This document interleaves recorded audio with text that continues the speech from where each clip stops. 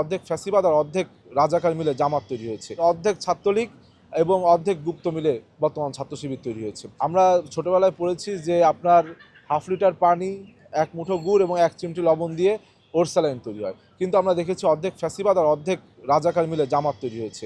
এবং তারই প্রেক্ষাপটে আমরা পরবর্তীতে দেখলাম যে অর্ধেক ছাত্রলীগ এবং অর্ধেক গুপ্ত মিলে বর্তমান ছাত্র শিবির তৈরি হয়েছে। সুতরাং আমাদের যে প্রতিবাদ, আমরা কিন্তু গণতান্ত্রিকভাবে এই প্রতিবাদ অব্যাহত রাখছি। কখনো দেয়াল লেখনী, কখনো মিছিল মিটিং করে আমরা কিন্তু অস্ত্র হাতে তুলে নিচ্ছি না, বরং আমাদের যে রাজনৈতিক সৌন্দর্য, গণতান্ত্রিক সৌন্দর্য, সেই গণতান্ত্রিক সৌন্দর্যকে আমরা অব্যাহত রাখার চেষ্টা করছি।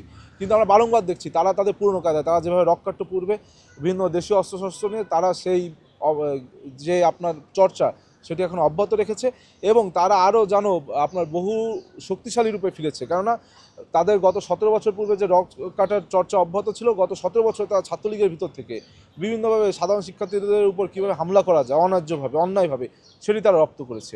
অর্থাৎ পূর্বের রক্ষাতার ইতিহাস এবং গত 17 বছরের ফ্যাসিবাদের যে বিভিন্নভাবে অত্যাচার নির্যাতনের ইতিহাস, এই দুটো প্রশিক্ষণ একসাথে প্রশিক্ষিত হয়ে তারা বর্তমানে অত্যাচার নির্যাতন চালিয়ে ক্যাম্পাসগুলোকে বিনষ্ট করছে।